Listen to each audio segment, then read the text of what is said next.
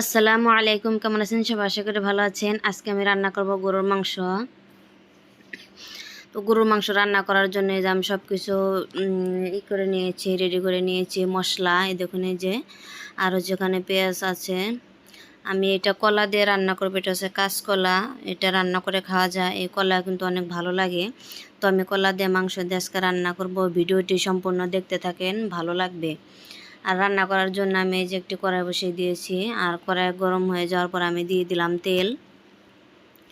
এখন দিয়ে দিব আমি এই যে মশলা হচ্ছে এই যে পেঁয়াজ কুচি, তারপরে এলাচ, দারচিনি, তেজপাতা। এখন আমি এগুলো একটু ভেজে নেব, কাঁচা গন্ধ দূর হয়ে যাওয়া পর্যন্ত ভেজে নেব। এই দেখুন, এই যে তো আমার ভাজা শেষ। এই দেখুন, আমি একেবারে বাদামি কালার করে ভাজি নিয়ে একটু ভেজে নিয়েছি। এখন আমি দিয়ে দেব মশলা। তো রান্না কম বেশি সবাই পারেন। আমি আগে একটু পানি দিয়ে নিলাম যাতে মশলা পুড়ে না যায়। তো এই যে আমি সব মশলা একত্রে করে নিয়েছি। এখন আমি দিয়ে দিলাম। তো মশলা কষান হওয়ার পর আমি মাংস দিয়ে দিব। তো যারা যারা আমার ভিডিও দেখেন তাদের প্রতি রইল আন্তরিক ভালোবাসা, শুভেচ্ছা। যারা যারা আমার চ্যানেলটি এখনও সাবস্ক্রাইব করেননি তারা আমার চ্যানেলটি সাবস্ক্রাইব করে দিবেন। আর আপনারা সবাই আমাকে সাপোর্ট করবেন, ইনশাল্লাহ আমিও আপনাদের সাপোর্ট করব। তো এই দেখুন, এই যে কত সুন্দর কালার দেখা যাচ্ছে।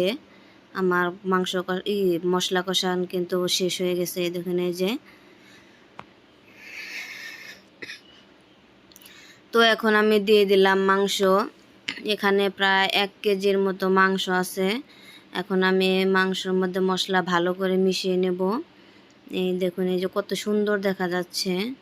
এই দেখেন কত সুন্দর কালার, দেখেই মনে হচ্ছে যে অনেক ভালো লাগবে খেতে। তো আমি ঢাকনাতে ঢেকে দিলাম।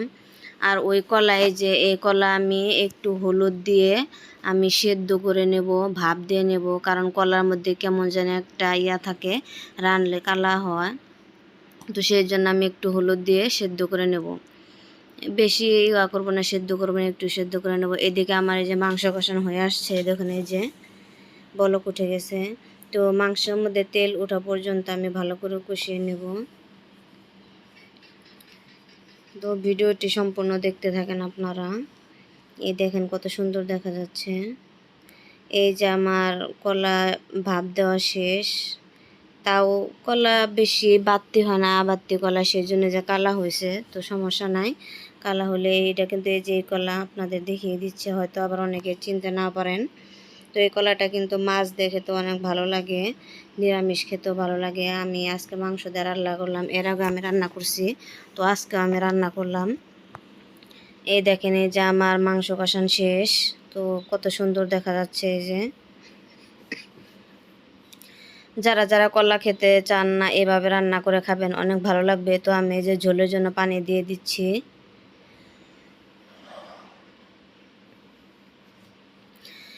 কলা আগে দিলাম না, কারণ কলা আমি ভাপ দিয়ে নিয়েছি, প্রায় আধা সেদ্ধ হয়ে গেছে, সেই জন্য আমি একটু পরে দিয়ে দিচ্ছি। এই দেখুন, এই যে এখন আমি দিয়ে দিলাম। কলাটা কালা হয়েছে, তো সমস্যা নাই, রান্না করলে ঠিক হয়ে যাবে। এই দেখুন, এই যে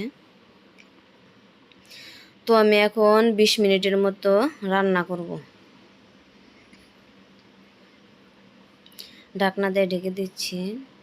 ফিরে এলাম কিছুক্ষণ পরে। দেখুন, এই যে আমার রান্না প্রায় অর্ধেক শেষ হয়ে আসছে। এই যে দেখুন কালারটা কত সুন্দর দেখা যাচ্ছে।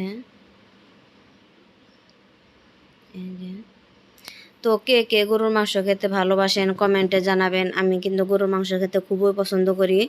সবচেয়ে আমার পছন্দের খাবার হচ্ছে গরুর মাংস। এই যে আমার রান্না শেষ। এই দেখুন, এই যে তো ভিডিওটি সবাই লাইক, কমেন্ট, শেয়ার করে দিবেন। আর আমার চ্যানেলটি সাবস্ক্রাইব করে পাশে থাকবেন। আজকের মতো ভিডিওটি এই পর্যন্তই। আল্লাহ হাফেজ।